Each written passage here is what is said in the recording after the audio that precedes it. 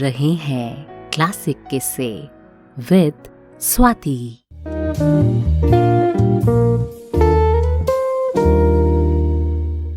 Hello hi, मैं हूँ स्वाति। किस्से सुनाती हूँ, कहानियाँ सुनाती हूँ, पोइट्रीज सुनाती हूँ।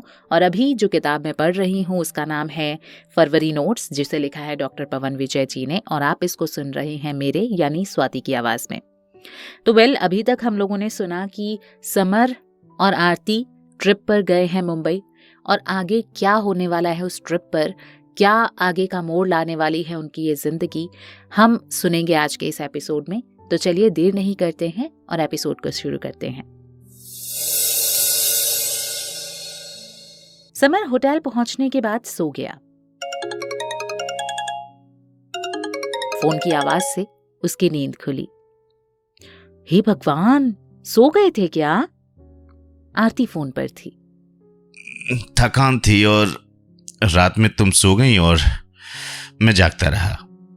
तुम सच में अलग ही दुनिया के हो। मतलब ये कि मैंने कहीं पढ़ा था कि आदमी औरत के साथ सोना तो सीख गया पर जागना नहीं सीख पाया। पर तुम्हें तो किसी औरत के साथ जागना भी आता है। काम बताओ, किस लिए फोन किया था? समर ने उनींदे ही पूछा। काम तो बहुत हैं, पर तुम अभी सो जाओ। शाम 6 बजे सभी लोग बीच पर जा रहे हैं और मैंने समंदर कभी देखा नहीं है। मैं पहली बार समंदर तुम्हारे साथ देखना चाहती हूँ, इसलिए जब सब लोग आ जाएंगे तब हम चलेंगे। जो भी हो फोन कर देना।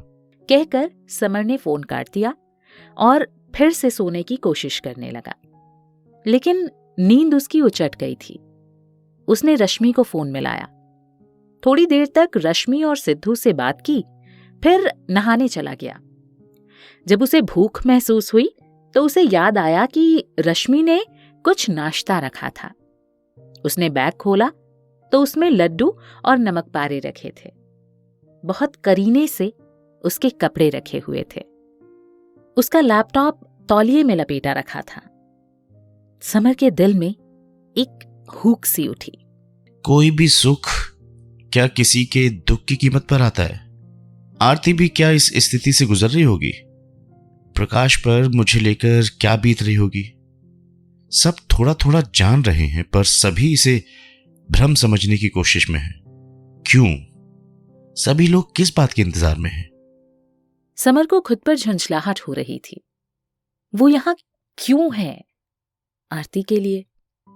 क्या वो आरती से कहीं जाने के लिए कहेगा और आरती एक क्षण सोचे बिना भी उसके साथ चलने के लिए राजी हो जाएगी? वो आज इस बात को आरती से पूछेगा जरूर। समर ने आरती को फोन मिलाया, पर फोन बिजी था। कई बार उसने फोन मिलाया, लेकिन हर बार बिजी। उसने फोन को बेड पर एक तरफ फेंक दिया और चुपचाप लेट गया। थोड़ी देर बाद आरती का फोन आया। मैं आ रही हूं आपके पास। बिना जवाब सुने उसने फोन काट दिया। समर को लगा कि जैसे आरती ने उसके मन की बात पढ़ ली हो। थोड़ी देर में आरती कुहू के साथ समर के रूम पर थी। आपका टीवी चल रहा है और कुहू को कार्टून देखना है। मेरे कमरे में तो बच्चों ने फिल्म लगा रखी है। समर ने चुपचाप टीवी में कार्टून लगा दिया और कुहू उसे देखने लगी। क्या बात है, सब ठीक है ना? मुझे छोड़कर लगभग सब ठीक है। समर के चेहरे पर फीकी हंसी आ गई। फिर वही ख्याल आ रहे होंगे ना? अभी जब तुम फोन कर रहे थे ना, तो मैं प्रकाश से बात कर रही थी। He is missing me for the first time in my marital life. तुम सब बातों पर भारी पड़ते हो। शायद यही वजह है कि सब कुछ झेल जाती हूं। लेकिन मैं रश्मि जी से हार गई हूं। She is prior in your life as I think. तुम हार या जीत में मत पड़ो। मेरी समस्या है, मैं देखूंगा। अच्छा, अब मेरा तुम्हारा होगा। समर, कभी कभी मुझे लगता है कि मैं तुम्हारे गले पड़ गई हूं। अगर तुम मुझे फील नहीं कर पाते तो कह दो। नहीं, ऐसा नहीं। तुम मेरे होकर नहीं रह सकते? आरती ने करुण स्वर में पूछा। मैं तुम्हारा हूं, पर कुछ और भी लोग हैं जो मेरे हैं।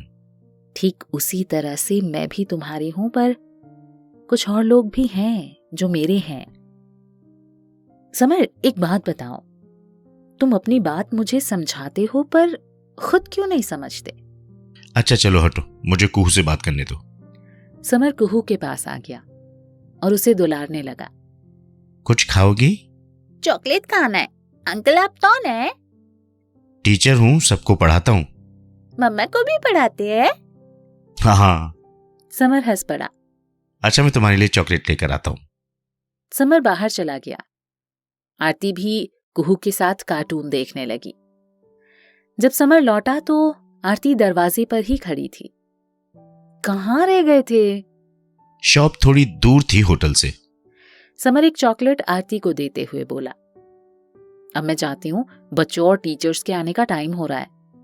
आरती ने कुहू को आवाज दी पर वो जाने को तैयार नहीं थी। इसे यहीं छोड़ जाओ, अगर रोएगी तो मैं फोन कर दूंगा। ये रोएगी? ऐसा तो मुझे नहीं लगता। ट्रेन में मैंने देख लिया था, बच्चे को बच्चे ही पसंद होते हैं।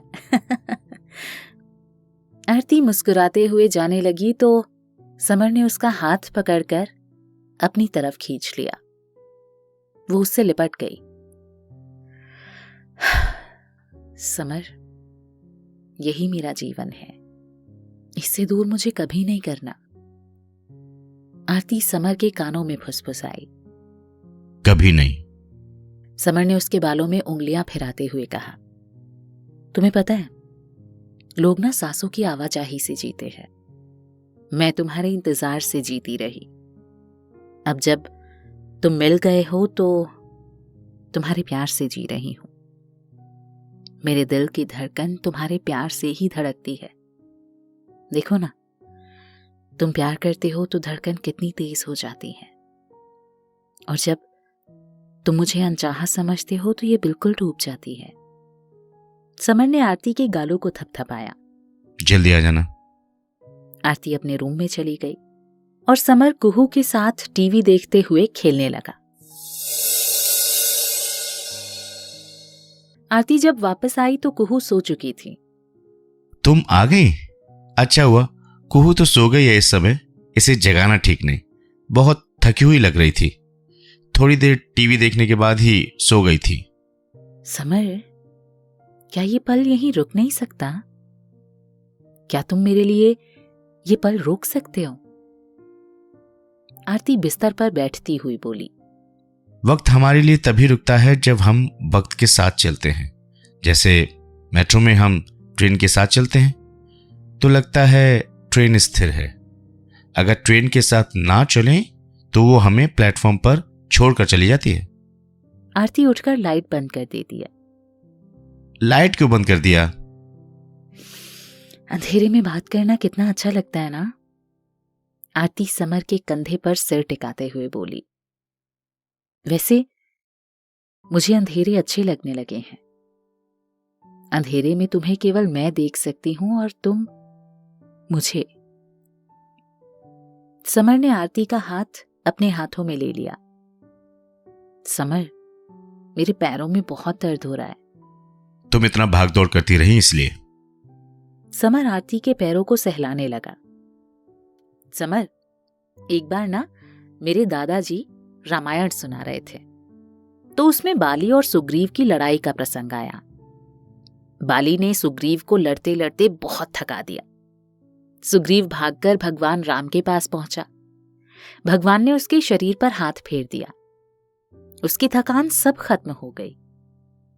मैं सोचती थी कि हाथ फेरने से थकान कैसे खत्म हो जाती है। देखो, आज पता चला मुझे ये। थके तो हम भी हैं। समर मुस्कुराते हुए बोला, अच्छा पैर दबा दूं? नहीं, गला दबा दो। समर ने आरती के दोनों हाथ अपने गले पर रख दिए। आरती गला दबाने का नाटक करने लगी। समर उसके हाथ पकड़कर उसे रोकने की कोशिश कर रहा था। धीरे धीरे समर ने आरती को अपनी बाहों में कस लिया। आरती, पास आओ। समर जैसे नशे में फुसफुसाया, नील, मैं तुम्हारे पास ही हूं।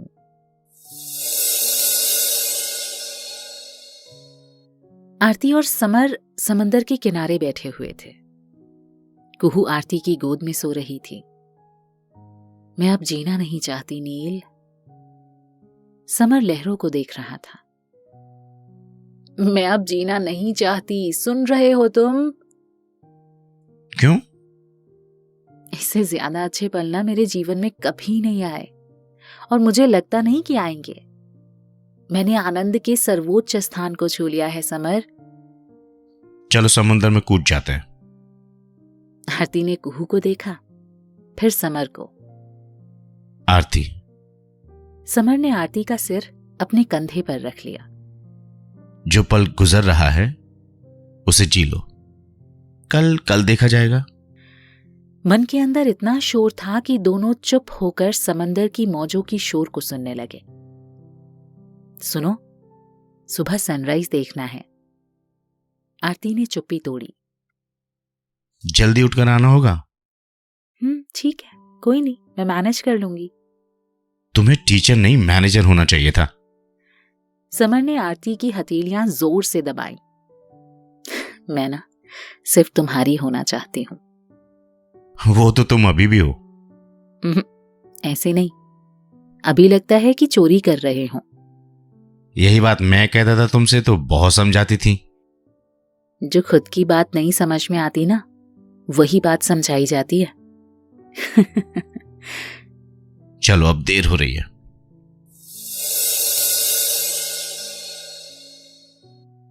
और इस तरह समुद्र की लहरों में जैसे उछाल आ रहे थे, समर और आरती के मन में भी प्रेम ऐसी ही उछाले मार रहा था।